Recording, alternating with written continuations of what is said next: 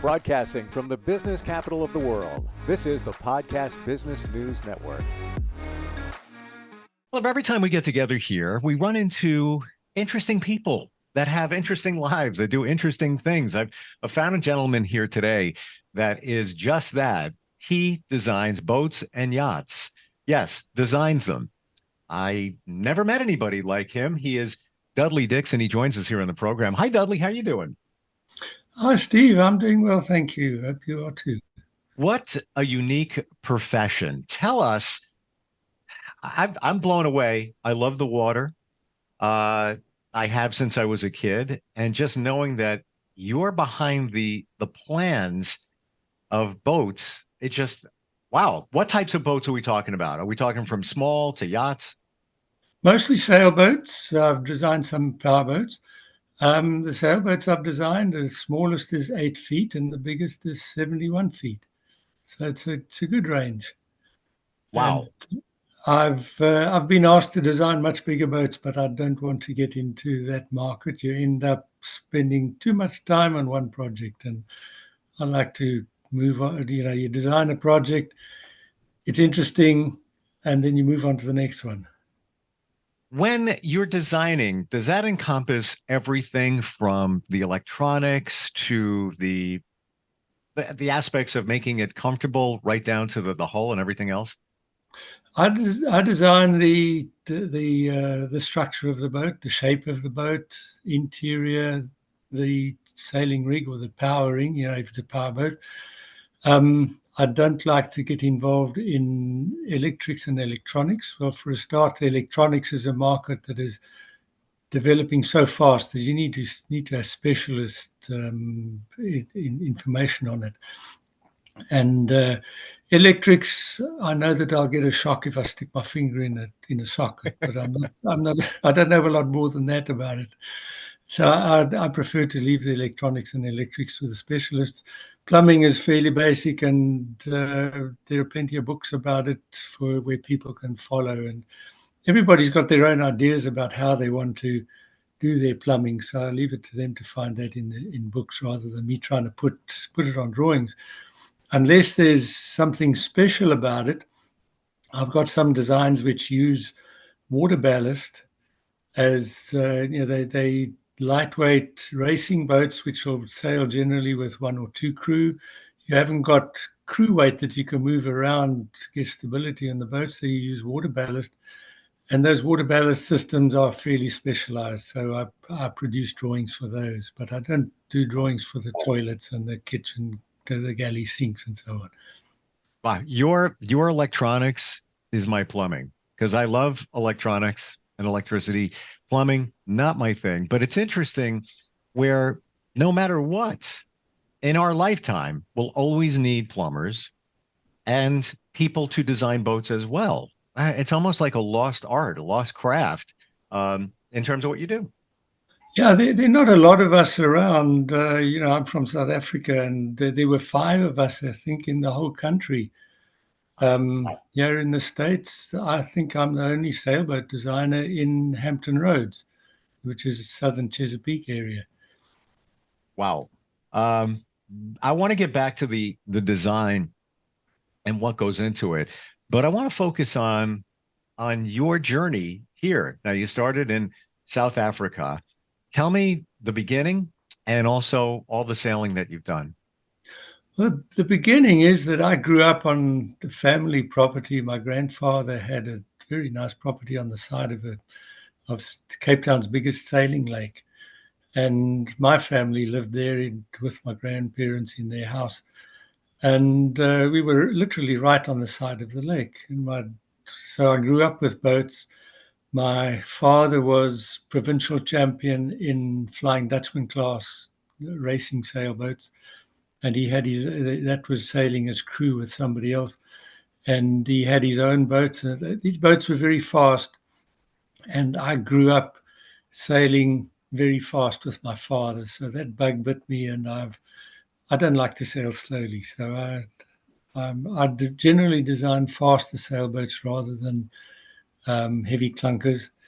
I was building a 36-foot plywood boat from a Dutch designer.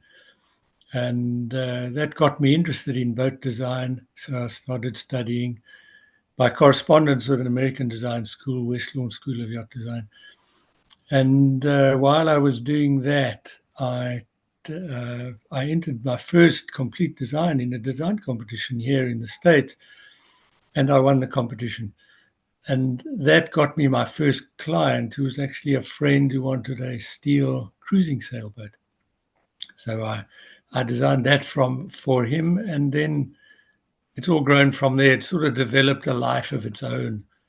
There were always commissions waiting in line for me to work on, but most of them have been for amateur builders, for people to build for themselves. So that's my main market. Wow. So did I hear this right? That you learned a lot of this through a mail correspondence course? Yes. And this was in the 1970s when I would mail off a course paper, and it would be 6 weeks before I'd get the results back. So it was very, very slow and tedious. Now everything is done by email, and the students can send off their drawings by email as PDFs or as AutoCAD drawings, and they can have their results back as soon as the school can deal with them. Wow. How many boats have you designed in your lifetime? Not that many. I do a lot of detailing, so the design work goes fairly slow. I work by myself. I had in the past, I've had staff at times. Some of them were good, some of them were not so good. But I came to the conclusion in the end that I'm really an individualist, and what I want on the drawings must be on the drawings, and that sometimes leads to sort of bad feeling with somebody who wants to draw something different. So I cut it down in the end to just myself, and my wife does the bookkeeping and the order processing and so on. But I draw all the pictures, I do all the web work. My wife does the printing of drawings. Wow. It's so nice. It's a collaborative effort between you and your wife. What's the most important thing or the starting point when you're going to design a boat or a yacht? The most important is to know boats, and you don't get to know boats by looking at them from the shore. You get to know boats by sailing on them, by experiencing boats of all types, and getting to understand how they move, why they move the way that they do, particularly if you're in rough water conditions. You've got to know what kind of boat is going to carry on sailing well and what kind of boat is going to get stopped by lumpy waves. You learn that by sailing in those conditions. And in Cape Town is known, well, one of the names for the Cape Town area is Cape of Storms. And if you don't know how to sail in 25, 35 knots of wind and lumpy seas, then you're going to miss out on some of the best sailing. In Table Bay, you can go straight out of the harbour into 25, 30-foot ocean swells, sometimes even bigger. And they're a lot of fun to sail in. But when you're in Cape Town, you can go out and sail in that for a day, and then you go back into harbour. But I've done 4 Cape to Rio races, or 3 Cape to Rio races, and 1 double-handed return from Rio to Cape Town. You can't get away from the storms. Those storms are going to catch you, and you've got to know how to handle the boat in those conditions. And as a designer, it's good experience to understand why your boat is moving well or your boat isn't moving well, either from the point of view of having the sail set correctly or just from the shape of the boat. Take us through a journey. What the most challenging situation you've been in the water? What was that like? Well, That was in 2014. We were actually setting out in I no longer owned this boat, but it was a boat that I'd built. I designed it. I built it. I built it in my back garden in Cape Town. We were setting off on the Cape to Rio race 2014, and there was a monster storm that came through. And as we were coming out of the back of the storm, we lost our rudder. And a sailboat without a rudder, you're very much at the mercy of the conditions. And it was very extreme conditions. One boat, there were two people, I think, drowned on the one boat, and lots of boats pulled out. We were actually through the storm already and getting ready to settle down for our race to Rio when we lost the rudder.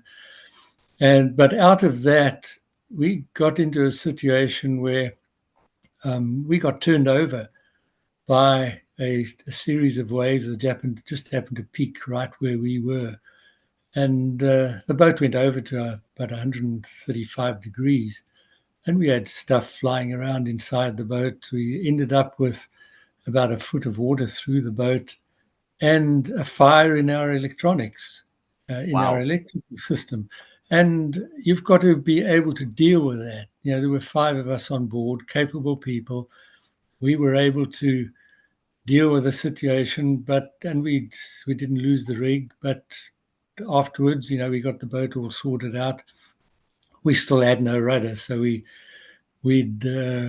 set up a jury rudder. Well, we'd actually done that after the first storm. Set up a jury rudder that got broken by the weather conditions trying to get back to Cape Town, and we had to set up another jury rudder after we'd been turned over, and we were heading back to port. That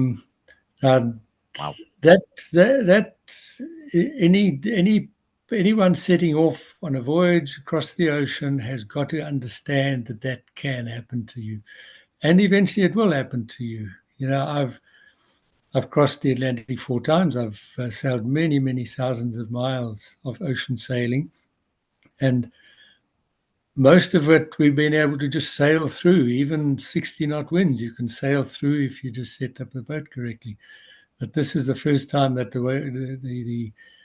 the ocean really caught us, but we were able to handle it, and we got back to port safely. Wow. Dudley, were there some moments during that journey where you were thinking, all these years, this could be it? No, never. In fact, there's something very funny with it. There were 3 surfers on the boat. Myself, my navigator, and one of the crew who had also sailed in 1996 with me to Rio. And after the turnover, us 3 surfers all had smiles on our faces. The other 2 who weren't surfers, they were petrified. And, you know, I've surfed waves up to 20 feet. You know, yes, they're very, very dangerous, but, you know, you can generally survive them. So we found it very exciting. And I, as a designer, I was able to observe what was going on in the boat. And when the boat was upside down, I could, you know, we had floorboards and food and all sorts of stuff flying around the cabin, and I ended up sitting on the cabin roof, on the inside of the cabin roof, watching these floorboards and things falling down on me. And afterwards, we found that the lid of the navigation table had been ripped off, and we figured out in the end what it was. And I had a bad gash right alongside my right eye. And the lid of the navigation station had opened, and I had hit it with my head and knocked it right out. And that I had knocked it into the electrical panel, and that set the electrical panel on fire. But I never had any doubt at any stage that we were in a situation that we couldn't handle. Wow. How did the boat become upright again? It came up very fast. It's designed to have a lot of stability It's a lightweight racing boat, so it's got half the weight of the boat, half the entire weight of the boat is in the keel hanging underneath it. So the center of gravity is very low. And once the wave had passed, the boat came up within probably 10 seconds. We were upside down probably for no more than 15 seconds or so. But in that time, the masses of water had come in through the hatch. Normally, the hatch would have been closed in those conditions, but the owner of the boat was actually just stepping into the cockpit with coffee to take to the guy who was in the cockpit. And therefore, the hatch was open. If the hatch had been closed, we wouldn't have had anywhere near as much water coming into the boat. Wow. Well, did you say this was a boat that you had designed in the beginning? Yes, I designed it 1993, 94, and built it 94, 95, and we raced it to Rio 96. We raced it. I raced it back double-handed from Rio to Cape Town 96, and we raced it from Cape Town to Rio again in 2000. Looking back at that situation, did you say to yourself, you know what, Dudley, maybe I would have designed it a little bit differently after what I went through? Or I was like, no, that's the way it should be. No, well, it was a prototype. And on the first race to Rio and back, I found that the rudder had distorted slightly. And I hadn't fiberglassed the rudder. It was a strongly designed and built rudder. But I hadn't fiberglassed it, and it distorted slightly. So when I got back, I reshaped it, and I fiberglassed it below the pintles being the hinges that it turns on the transom of the boat. I didn't glass it above that level. And where that rudder was on the boat for 20 years. And it lasted, but when it broke right there at the top of the fiberglass.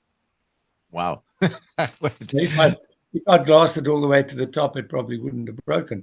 But the drawings for that rudder now show fiberglass throughout the whole rudder. Interesting. I feel like I was on the water with you, the way you tell that story, and just the visuals of the boat turning. And what would have been the worst case scenario in returning the boat, getting back to, could you Mayday? Could you, we did, because our electrics all went out. We didn't actually Mayday. We sent out what's called a pan-pan. Pan-pan is a warning message to anybody else who can hear you, because we had no means of power, or we had no means of navigation, let me put it that way, because we had no rudder until the weather was going to settle down enough for us to make another jury rudder. So we sent out this pan-pan message to Cape Town Radio and said, just please warn all shipping that we are in, and we gave them our exact position and said, just warn them that we are not able to maneuver out of the way of ships. And then that was how we left it. But the South African Navy had a ship out there looking for boats that were in trouble because the storm was so bad. And we were the first ones that they found. This was in heavy rain. And because we'd sent out this message and they knew where we were, they found us and they said, what can we do to help you? And we said, we actually don't need any help. We're just waiting for the weather to settle so we can make a new rudder and then we'll motor home. They said there are other boats in much worse trouble than us. Please go and take care of them. And if after you've done that, if you're able, then we'd welcome you to come back. We'd love you to come back and bring us that coffee. Bring us that coffee. No, we had the hot coffee. and later the Navy, the yacht club actually organized a debriefing meeting, and I was back here in the States, but my navigator was at the meeting, and he spoke to the captain of that ship, and the captain said to him that he remembered chatting to us on the radio, and he said it was like we were out for a family picnic. We were so calm and collected, and some of the other boats, there was not a panic on board. Wow. I'm fascinated by this. Even final question on this. The Pan. I got to believe it's battery operated. And is it also a satellite type communication? We had single sideband radio that we could no longer use because we lost the electrics. But we sent the message via a handheld radio to Cape Town Radio. Gotcha. Okay. So that would be your backup, and that's as good as long as the battery lasts on that, yes, device. Yes. And you set off for a race like that with plenty of batteries on board. Wow. How long was that journey expected to take? 3 weeks. Wow. That's a 21-day voyage. Incredible. On that, well, actually, on that boat, we didn't take the previous 2 races. We took, I think, 19 and a half days. My gosh. Now that was, 10 years ago. Would you do it again now? I'm now 75 and I have some health issues which are preventing me from doing a voyage like that. But I love my ocean sailing. When you're out there, and there are times when you think, no, I wish I wasn't out here because it's so nasty. But there are other times when you just wish this voyage would never end. The experiences that you have out there, the marine life that you see. We hear that so many of the population out there, the fish and the dolphins and so on, are all at risk. In 1994, when I was sailing back, there was a period of about an hour where we had big dolphins around us as far as the eye could see. There were thousands of them, and they were traveling in the same direction as we were. And those experiences you'll just never forget. They're wonderful experiences. And then you get to the end of a voyage like that and you've got mixed feelings. Yeah, I'm looking forward to getting back on land, but I really enjoyed my time out here. Because you forget about the world. You pretty much lose contact with everybody. You generally make your daily phone calls or radio calls. But you really... You're at one. You're at one with nature. Yes, you're at one with nature. You get totally disconnected from all of the troubles that are going on in the world. Wow. Inside of me, I yearn for what you're describing. Maybe not turning upside down, but just experiencing that. And yes, you'll have that with you forever. Amazing what you've done and what you do. If there's somebody that is very nautical and would like somebody like you to work on plans for their boat, how do they contact you? Now, the best way is to through my website, which is dixdesign.com, DIXDESIGN.com. And most of the communication comes via email, which is dudley@dixdesign.com. And we have a tremendous number of designs which are suitable for amateur builders. You don't have to be an experienced boat builder to build most of our designs. Most of them are first-time builders, and they produce really nice boats. Yeah, thank you for saying that. I wanted to share that with everyone. On your website, there is the design, the description, the plans, the price for the plans. So this is for anybody from, like you said, 8 feet, something small, or on the way up, and the plans are there. How long would it take? Let's say somebody wanted to build a 20-foot vessel based on your plans. Would they get somebody to do that? I don't know that how many people are boat builders. Yeah, they can. Most of my boats are for wood construction, and there's along the East Coast there are a lot of boat builders. I've got a lot of metal designs, but metal designs is very difficult to find builders these days. So people buying metal designs are probably going to build for themselves. But most of my designs, the owners build for themselves. There's probably no more than about 2% who actually get professional builders to build for them.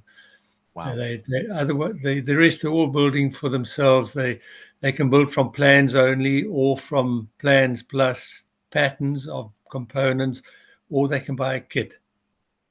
I'm looking at some of these, and we're out of time, but I got to tell you, it's exciting even to look at the either the drawing or the photograph of these vessels. Amazing.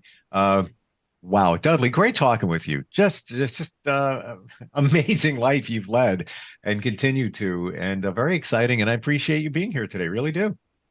Thank you very much, Steve. While you're there, that website, the boat at the top of the opening page is Black Cat, which is the one that we turned over.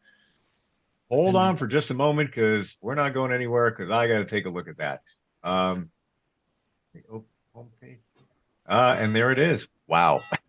And of course, it would be a picture with massive wake and spray all over the place. Yeah. The boat's doing about 12 knots in that photo, which is sailing pretty quickly.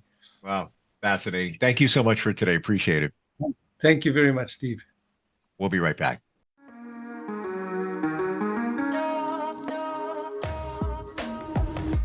Broadcasting from the business capital of the world, this is the Podcast Business News Network.